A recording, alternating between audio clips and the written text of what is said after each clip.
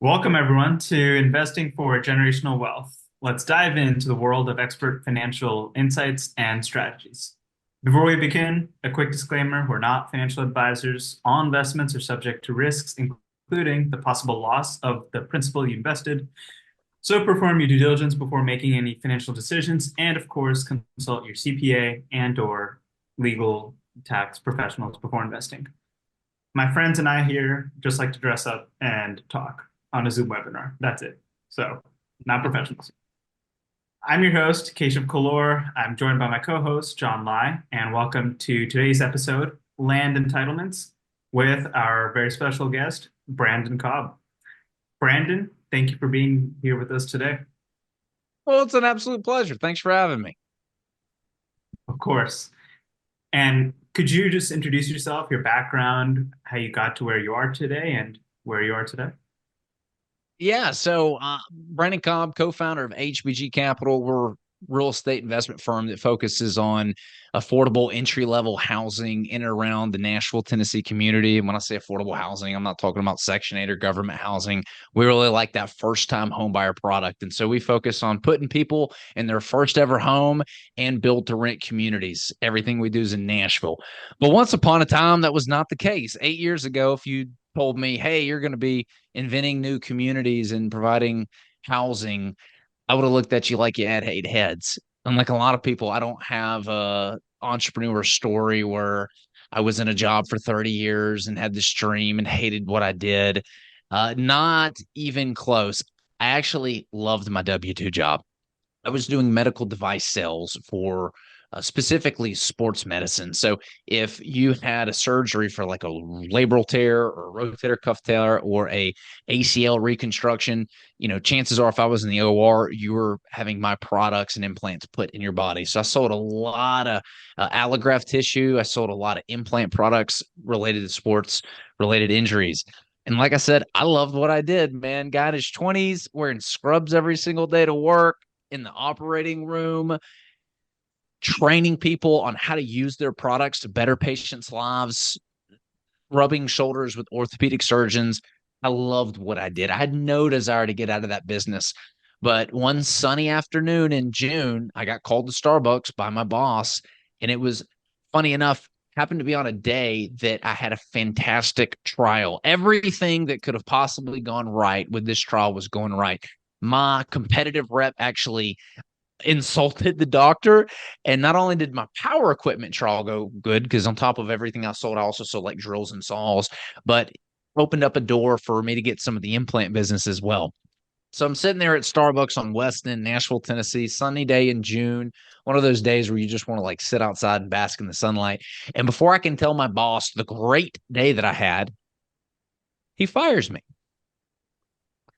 And I was shocked. I was thinking to myself, what did I do to deserve this? I've got all the sales awards. I won Rookie of the Year. I live, breathe, eat my job. Why did this happen to me?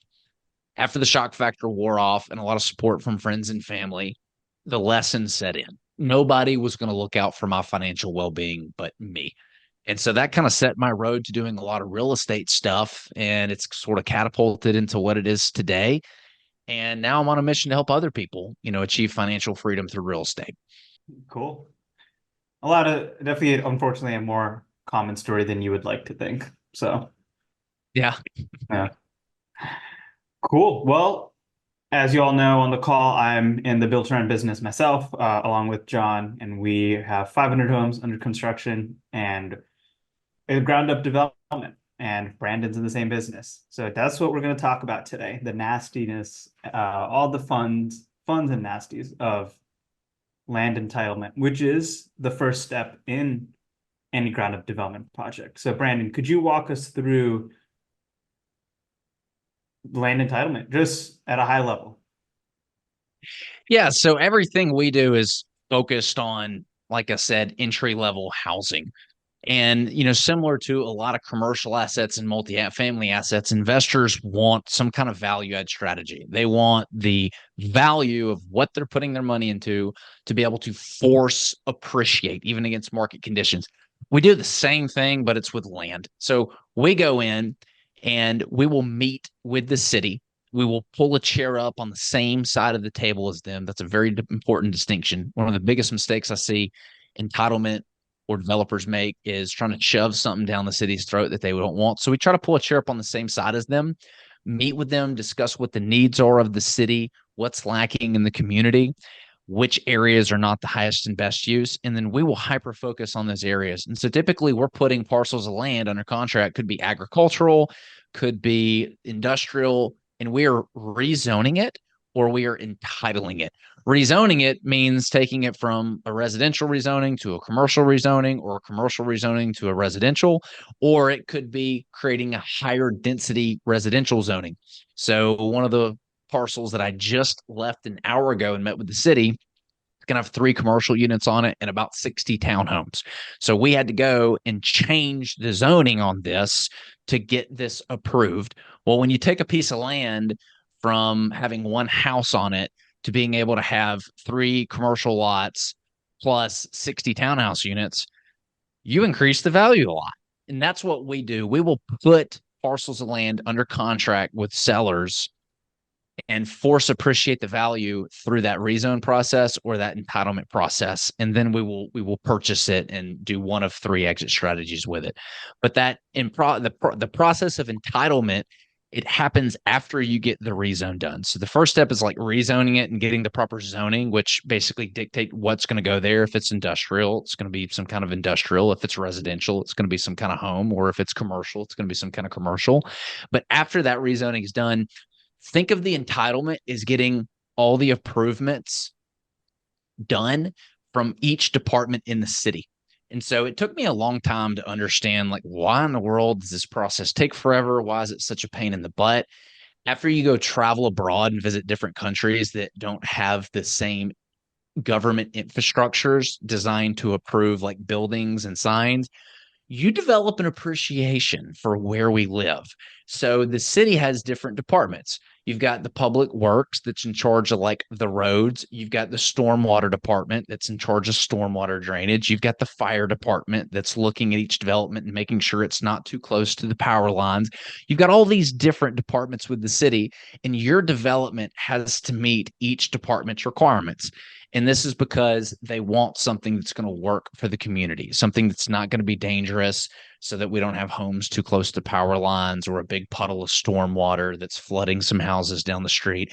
So that's the entitlement process. It's getting the approval from each city department to make sure that your development is going to work in the community. If we back up a little bit in terms of securing the land, how much of, well, first, does that whole process get kicked off? Is it that the land is available? It is known to you that a parcel of land is available, and then you go to the city to understand the best use of that piece of land and whether you should even acquire it? Yeah, so it starts with meeting them, understanding what's lacking in the community. And then once you have identified those areas, and really we use Landglide. That's a really great app. You can use a ton of different apps, but what you're looking for are giant puzzle pieces among a bunch of smaller puzzle pieces. And so you want to be in an area that has something going on. Like, we're not going out in the middle of nowhere. Typically we need access to sewer, and you can see the areas where there's sewer access because there's like, there's density, there's other neighborhoods that are kind of close by and around. So what we do is, after we've had that meeting with the city and we've done a needs assessment, we've understood that, and we go and we put specific parcels under contract. Next step is we create a concept plan. So we'll spend a few $1,000s with the civil engineers to just get a concept. We'll bring that to the city. We'll meet with each planning commission. We'll get their feedback on it, and they might make some adjustments and say, no, we said not this product. We don't want townhomes. We want single family, and we might adjust it. And after we've got a concept plan where we've got a verbal from the majority of the planning commission, then we will go and we will start spending money on the civil engineering, designing everything, and start taking it through the process. Got it. So by that time, entitlements are not necessarily guarantee, but you'll work with the various departments, but you can work through those hurdles versus it wouldn't be shut down because of entitlement. Like a deal that you're working on would not go sideways because of entitlements. You pretty much work through most of those when you get to the entitlement phase. Is that correct? Yes. So getting each department to approve the design, that's towards the end. Once you've got your concept plan verbal, you're then ready to do a preliminary, plat. And each city's different. They might call it something different, but you're basically getting a preliminary design approved by the city. And once that preliminary design is approved, now the engineering is really digging in. They're going in, drilling test pits where all the sewer and water is going to be to see how much rock they're going to hit in those areas. They're creating the slope of the roads to make sure the stormwater drains. They're getting really deep into the design. Once they've got what they might call like a final plat approved, there's a lot of back and forth between our civil engineering team and the city's civil engineering team to make sure that it fits what the city needs. Because each municipality has its own feel for how they want the community to look. And based on past developments that maybe they've been unhappy about, adjustments that they want to make. So that's what takes the longest part is your civil engineering team actually designing every little piece of that development and then going back and forth with the city's engineering team until they get it kind of to the finish line. From there, after the city approves it, it goes to the state. And the state is another set of eyes that looks at it.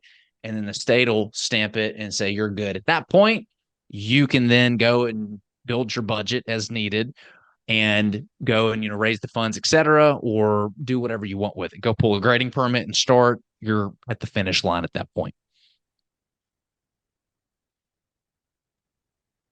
How do you minimize the risk of, let's say you had plan A in mind for the development, but then the city comes back and says, hey, actually, we want plan B.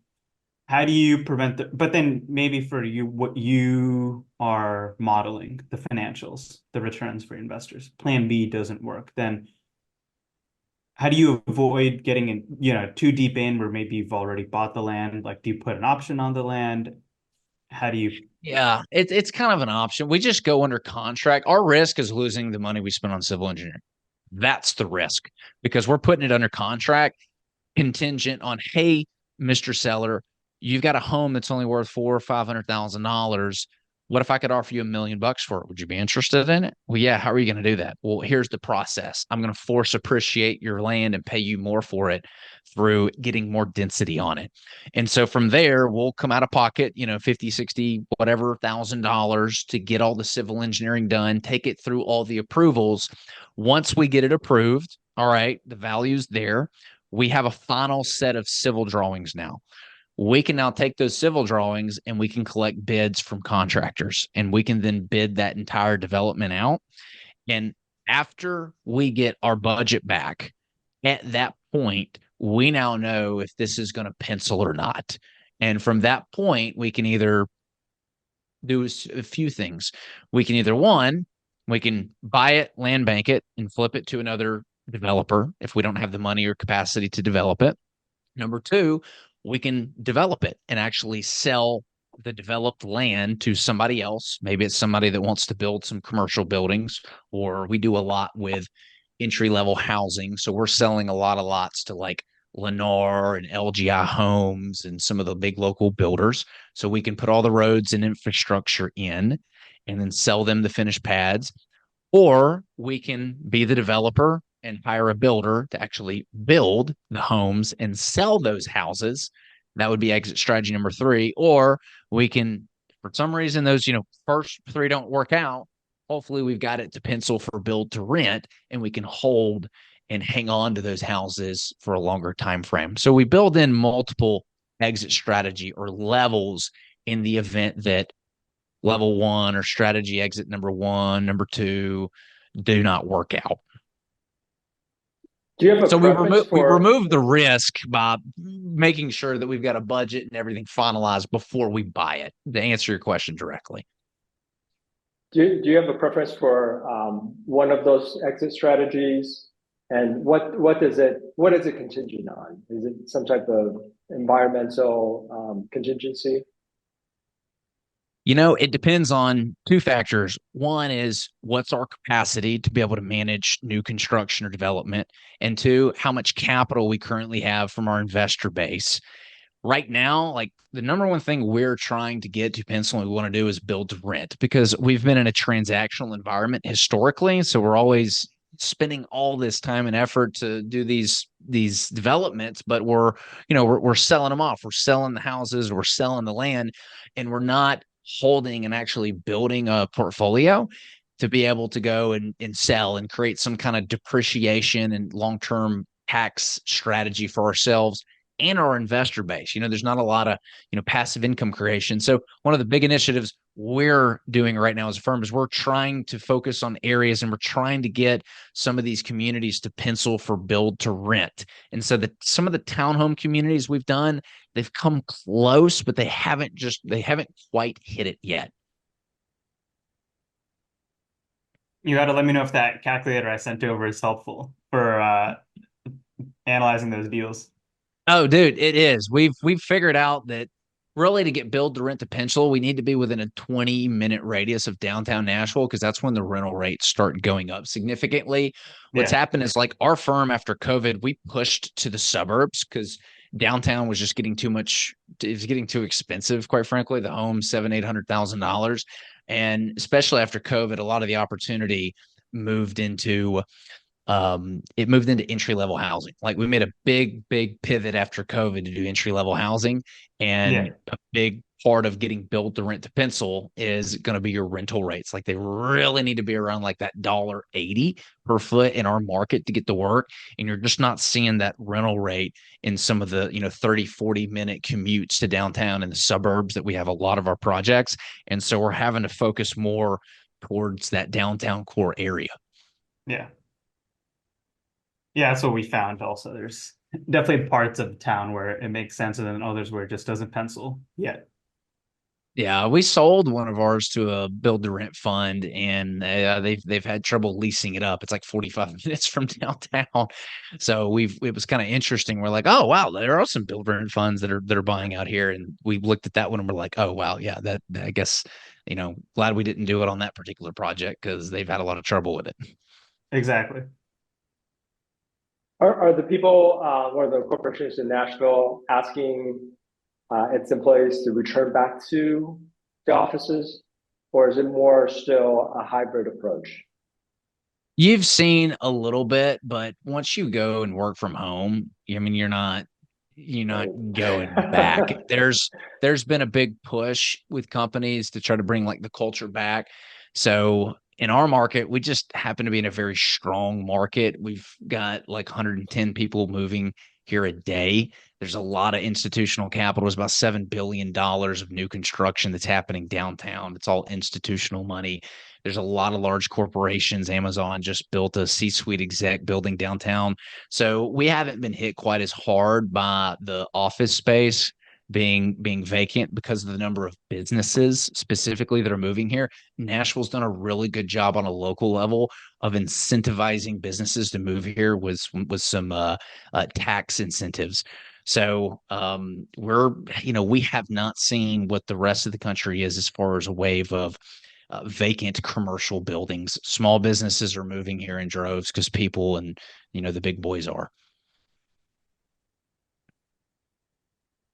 So we had a question come in. How do you determine the higher price that you pay the land seller? Like you said, right? If someone's home is actually worth 500 grand, and let's say you get it entitled, and maybe now it's worth 2 million, or that after entitlement it's going to be worth 2 million. How do you determine what to pay the current owner? Is it a split of the additional value from the rezoning entitlements? Is it just X percentage above their current price? Mm-hmm. Yeah, so you reverse engineer it. I'll give you an example. We're under contract with a builder for 74 lots that we're developing. We're under contract for about $85,000 per pad. I think that's like 6.3, 6.4 million total if you look at it. we knew that when we bought this, that the home was only worth like $400,000. And so we said, hey, if we were to give you 700 for it, would you be interested? And they said, well, heck yeah. If you do the math on that, it's somewhere around like $9,800 a lot. We'll just round it up to 10,000. So I'm under contract for $10,000 per raw lot. And I say raw lot, I mean it's just raw land. There's been nothing to it. We went in, we did our development cost, and we knew that it was going to be about $47,000 per pad to develop it. So now my all-in costs are 57. I'm selling them for 85 per pad. I like those margins. So I'm, call it 27, 28,000 per pad profit on 74 home sites. I like those margins. So you want to make sure that you know what your total project costs are and what you're going to be able to sell it for before you ever stick a shovel in the ground. When we're developing land and we're just selling the developed land to, let's say, a Lennar or whoever, LGI Homes, we get a contract from them for a finished pad price. They're usually putting in a significant amount of earnest money, 5 to 10% of the purchase. So I think in this case, we got like, $300,000 earnest money deposit released to us to do the development. So there's skin in the game. And we knew that our all-in pad price was going to be under 60,000 per pad. And so those are some significant margins, right? Like I'm not interested in doing these little 15% margin deals. If my all-in costs are 60 per pad and I'm making 25 per pad on that, 85 minus 60, like those are the kind of margins that I want to see when doing these types of land development projects. So, typically I don't really want to touch anything if we're not making 20% gross profit margins on it.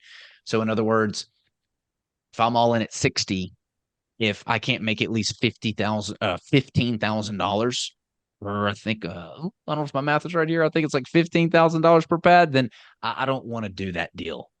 I hope that answers his question. I feel like I talked a lot there.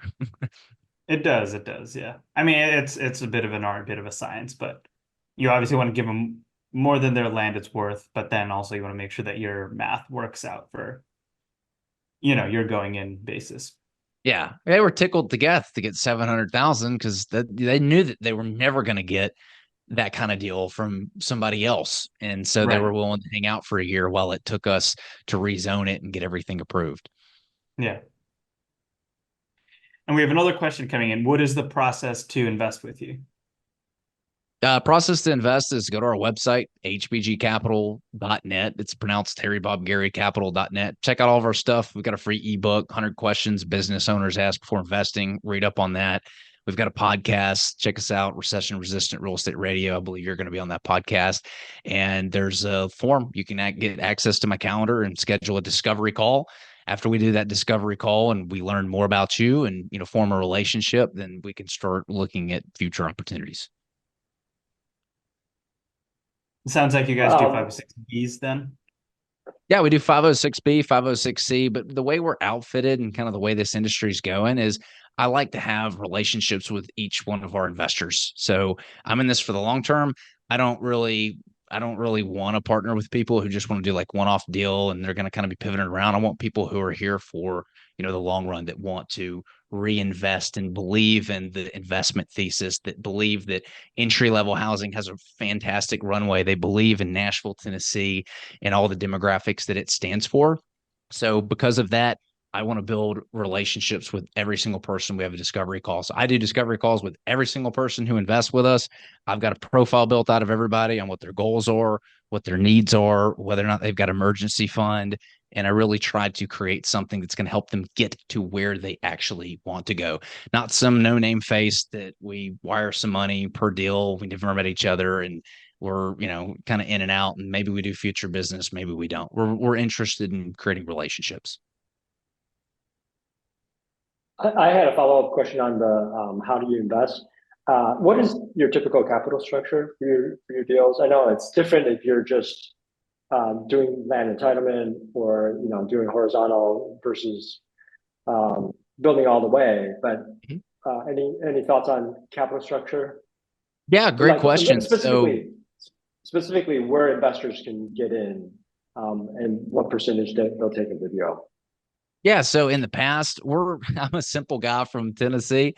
In the multifamily world, I've got a lot of friends in it. I've got these great structures that's like an 80-20 split. And then after you hit a 12% IRR, it goes to 70-30 to 15. And we're pretty simple. We just do a 100% waterfall to the investors until they hit their 18% pref, and then they're out of the deal. And so that allows us to incentivize our profits where we're aligned with investors, right? Like we can't make any money until y'all have got y'all's principal back and y'all have got your 18% pref, and then y'all are out of the deal. And then we make money on the remaining homes and the remaining lots. That's how we've traditionally done it. We've had a couple of investors that have, been able to write like a $4 or $5 million check. And so we've kind of catered some projects to them. So if it's somebody that can write a full check like that, then we've done stuff, but those are few and far between. Okay. But is it mostly like 20/80 debt structure where 80 is the debt and 20 is equity with your investors? So for our pure land development deals, it's 100% equity. We were doing 50-50. Okay. Yeah, where we were doing 50% on, we get 50% debt and 50% equity.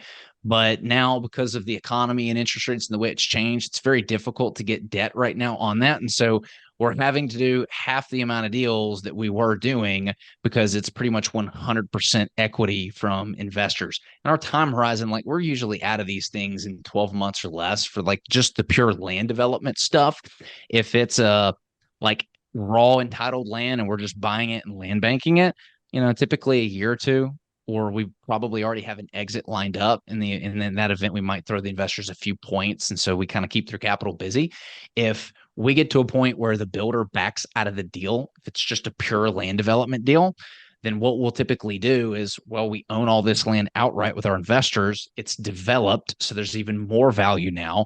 We can then take that equity and go and get a bank loan to go and build the houses. So we don't want to pigeonhole ourselves into one particular exit. So that's why we're doing 100% equity deals, at least for the land portion of it, up until going vertical.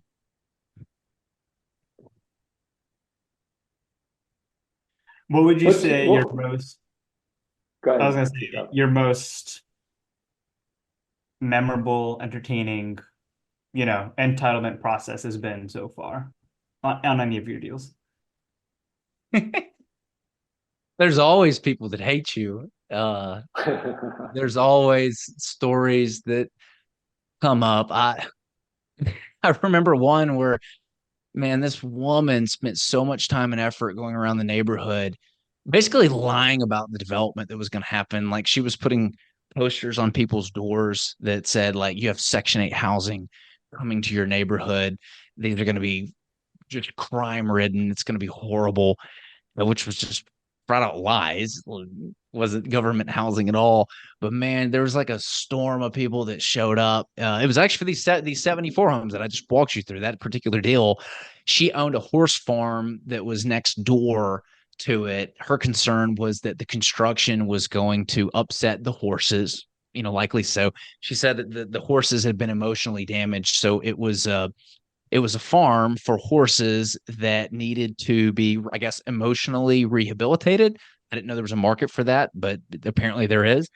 And she put so much time and effort into rallying the troops to go against this development. And we showed up and everyone's crowded, and we, heard all the voices in the neighborhood meeting against this. And we, she had like a petition with hundreds of names signed, I do not want this development. And luckily, the planning commission guys actually did their job and called everybody on there and said, hey, what's your beef with this, etc.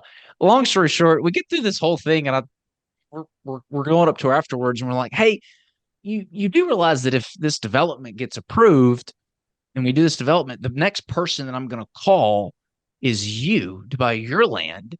And with the money that I'm going to give you for your horse farm, you can take that and go buy even more land and serve more horses and rehabilitate more horses and make a bigger impact and have a lot more money in your bank account.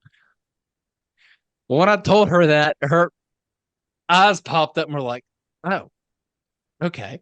And then all of a sudden, the offense was nowhere to be found. So I thought that was really funny and entertaining. Money talks. Yeah. Yeah, people always need it for the most part. There's always got to be something in it for them. So They're against it until they benefit. I don't really oversee the entitlement process for our build to rent projects. One of our partners does for the 500 homes, but he has a lot of entertaining stories also about just like the quote unquote the villagers who come out with the pitchforks and the torches just complaining and always misinformed about what's going on. Yeah, that's typically the case. Yeah. Do you have any best practices or tips of the trade on how to get your neighborhood that surrounds the lot you're building or you're entitling to buy in on what you're doing? Oh man, you're always going to have haters. And the problem is one of the reasons I love development is there's so many parties that benefit because the surrounding neighbors, their property values do increase. There's future tax revenue being generated from the new homes that get reinvested with the city, and that city then reinvests it back in the community in form of fixing the roads, parks, new amenities. You get the homeowners that get a brand new house to raise a family in. Obviously, our investors get the benefit; they get great returns solidified by real estate, and we benefit. So there's so many parties that win in this, but the loudest people are usually the neighbors. If you're bringing something that they want, we had a development that we just presented Monday, and I did a follow up with the city today on it. It's mixed use. There's probably 60 townhomes, 3 commercial lots, and those 3 commercial lots are going to bring some restaurants that, hopefully everybody likes. And so obviously everybody likes food. They like that. So that was a big thing. We were adding a dog park as well and a playground. And so if there's something that the surrounding neighbors are going to benefit from, then yes, that's kind of your ammunition. But if you have like just a pure townhome development with nothing else and it's private, where the HOA constitutes that only residents can use the playgrounds or the dog parks or the grills and accessories, then they're going to be like, how am I going to benefit from this? So it's tough sometimes. It's tough sometimes to make everybody happy. Usually the neighbors, especially if their backyard was nice, luscious greenery, and now it's going to be a big development, there's almost nothing you can do to really make that person be, unfortunately. So again, it starts with going to the city before this all begins, pulling a chair up on the same side of the table and saying, what's lacking in the community? What do you guys need here? What do y'all want? And then it's developers' job during the neighborhood meeting to really sell the neighborhood on the benefits that they probably don't know about. Like, hey guys, that road over there that everybody hates driving over because it screws your car up and it's just bumpy? The tax revenue from these homes, that's what's going to allow the city to be able to fix these problems right here. Stuff like that. You've got to figure out how to connect the dots of your development, the benefits of it, to the needs of the surrounding community.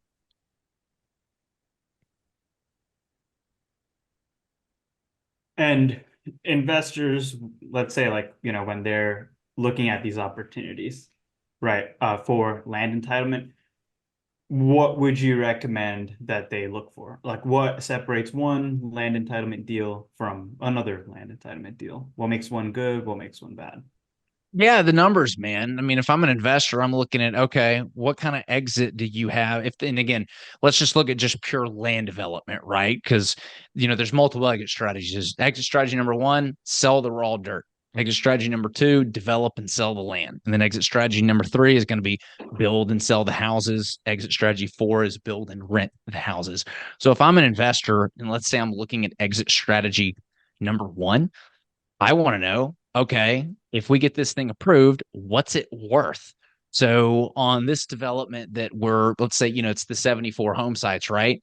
When I went to our investor base, I showed them a contract from 3 different national builders with some of them had $600,000 earnest money deposits that would be released to us for a finished pad price of like $80,000. So my exit is one with a builder name that they know. They've heard of these builders before, and it's at a pretty attractive price. I'm an investor and I'm looking at Brandon's budget and I see that he's buying the land for $10,000 per pad and it's going to cost him $50,000 a pad to develop it. Well, his all-in cost is 60, and he's got contracts for 80.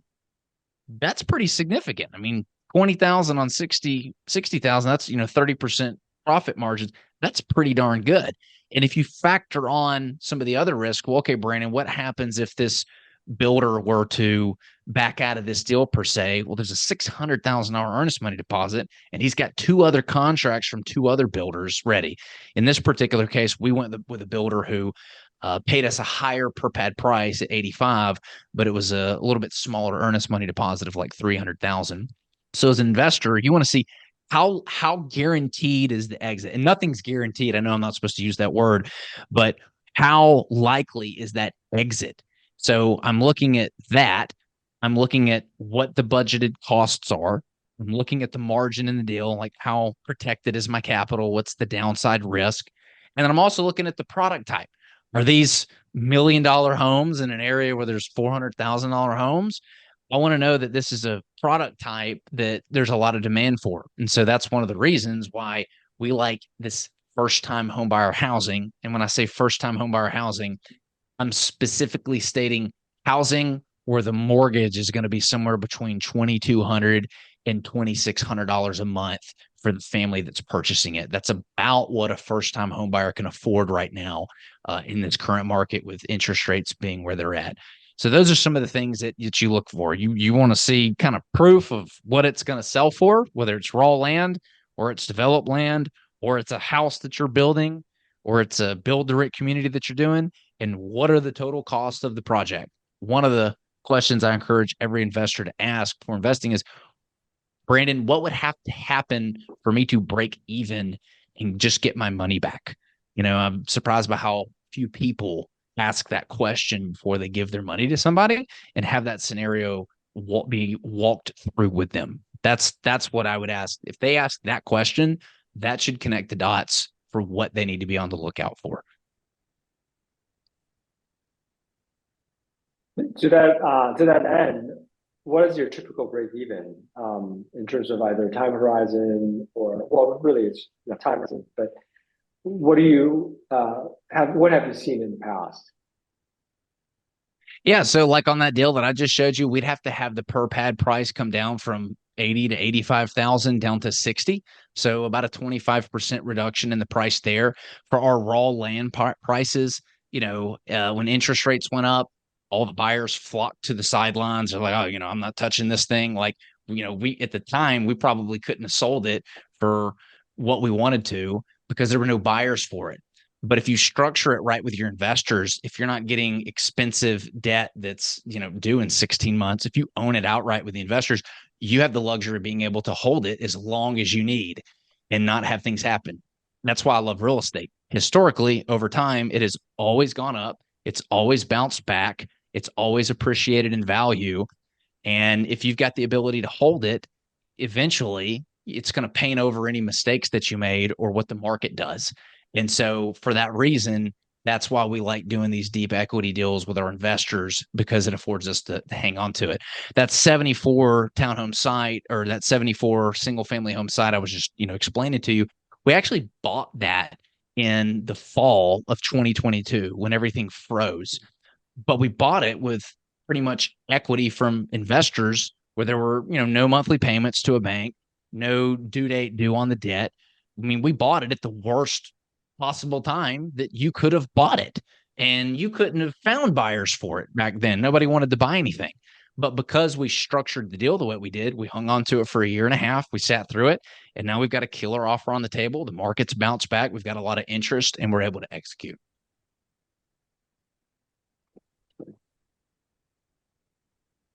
You mentioned risks, right? And on the exit, having multiple contracts is always a good thing in case one home builder flakes. And, there are definitely a lot of home builders nowadays who flake on contracts that they've signed. And they have all these fancy lawyers who have all these, ins and outs written into the contract. During the actual entitlement process, what are like the top risks that you have to be aware of? And then how do you mitigate them? I guess we talked about one, which is just blowback from the community, but others that you can think of. Yeah, bad civil engineering. There was a civil engineer that we hired that was off by like 6 inches on like 7 or 8 acres. And so imagine having to remove like six extra inches of dirt on 7 or 8 acres. It cost us like $350,000. That was an expensive mistake. Luckily, we still made really great money because we bought it right. So whatever your risk is, you can remove that risk by not buying anything until you have all your approvals in place and your budget. If you do just that thing, all the approvals in place and your budget with contracts with all your contractors, like you're building a house, that removes most of the risk. And you can remove the risk of the civil engineering by hiring a good civil engineer. How do you find a good civil engineer? Go to the city. The city's been doing this a long time. They know who the good civil engineers are.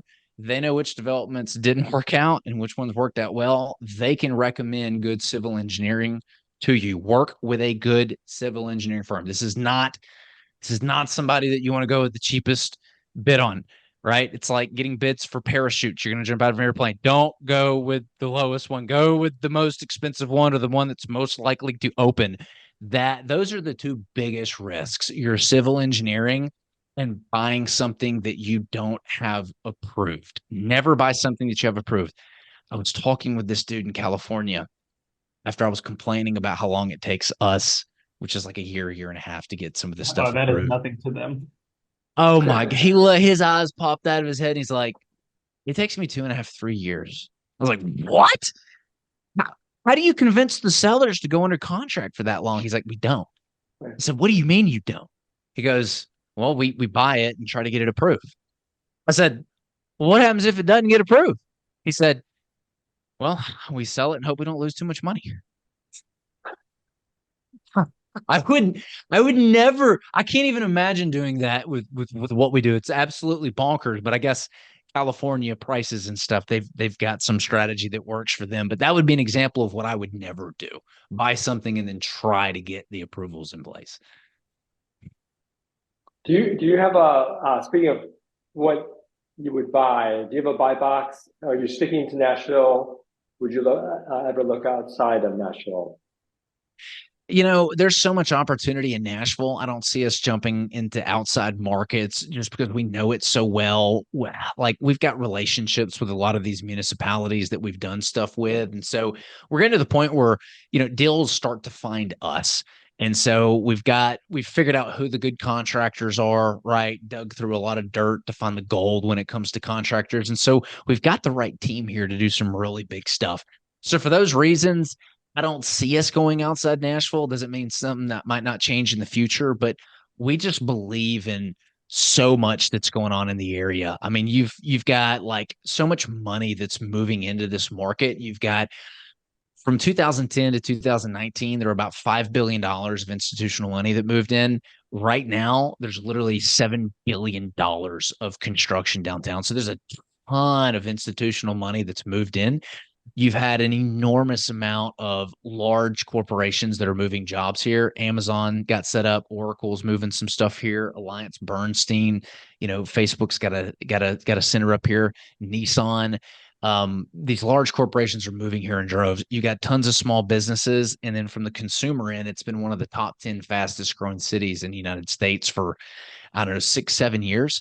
And there's just so much money moving in here. I feel like it provides insulation that a lot of other cities aren't going to see. Because my whole thing is like, if I'm in an area where money's continuing pouring into it, and specifically in asset classes that money is hyper focused and going into, the economy can kind of do whatever it's going to do, and I'm not going to be affected too much. So I don't see us moving out of Nashville, man, for the foreseeable future. There's a pretty bright runway. What would you say your goal for 2024 and 2025 is? I'm hoping by 2026 to have about 3,000 lots under some kind of development, whether we're selling the entitled paper, we're developing and selling lots to some national home builders, or we're building and selling homes. And we've got a pretty good portfolio of assets that we're hanging on to in our build to rent portfolio. So we're trying to figure out how to hang on to more stuff. Wish these interest rates would come down. How many? What's your portfolio look? I was going to ask, what's your portfolio like now if you're looking at 2,000 lots in the future? Yeah, so we've got 204 home development up in Clarksville, Tennessee that we're getting final civil drawings approved on. We just sold 43 townhome sites to Goodall Homes. We're developing 74 home sites, selling that to a local builder. We've got another 60 townhomes and 3 commercial lots that we're currently in the entitlement phase on and selling that. And then there's probably another 300 units that are at the beginning phases of getting concept plans approved and moving forward there. Oh, that's great. That's great. As investors, because most of the people that are on this call as attendees are prospective investors, how can they get involved with you and your team besides, simply investing as passive investors, or is that primarily the way? If people have got some land deals in around Nashville, Tennessee, like I'm all ears. I'd love to try to get some stuff to pencil. I know we talked about doing some build to rent stuff. Like I would love to get some stuff to pencil out for that. So if people have got some land opportunities there, I would love to take a look. If you're interested in learning more about investing, like I said, you can go to our website, hbgcapital.net. It's pronounced Harry Bob Gary Capital.net. I joked that the .com was stolen. Someone got it, so it's .net. But yeah, on our website, they can book a call directly with me. They get me, not somebody else.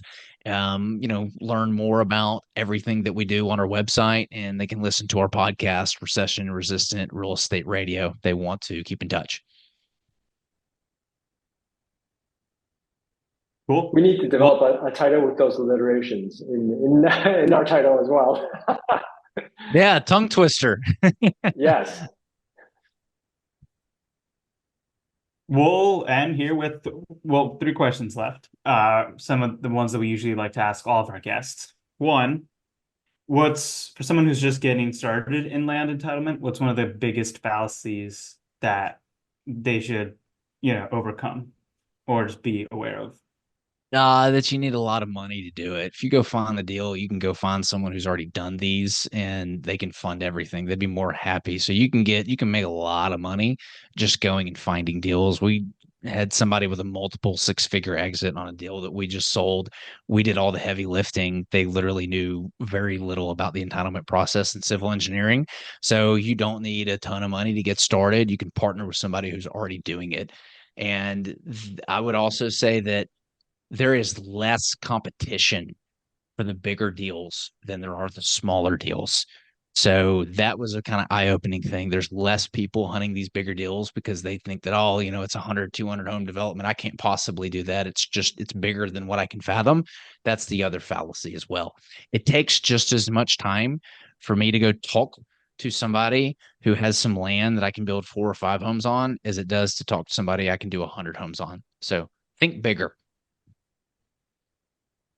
Is that the advice that you'd give yourself going back like 10 years? Okay. Oh yeah. Well, it's funny as you kind of progress on these things, I can always say that, man, I wish I just started where I am in my shoes today with what I'm doing. But there's a lot of mistakes and failures that needed to happen before I jumped into this. So today's success was paved by the previous road's failures.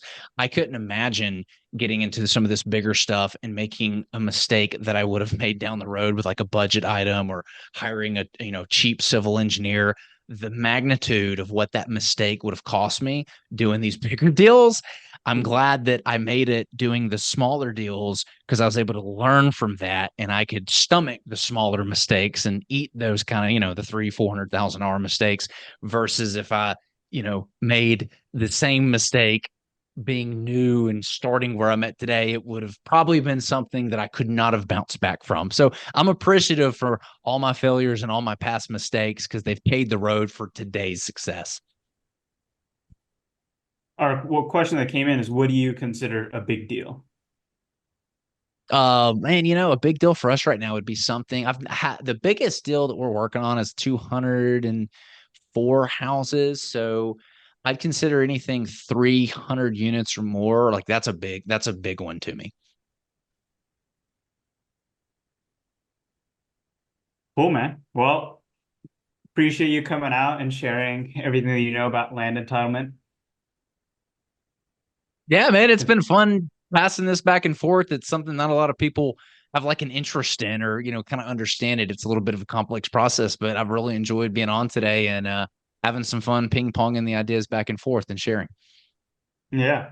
So to those of you listening, present and at home, to learn more about land entitlements, reach out to Brandon at his website that he mentioned and connect.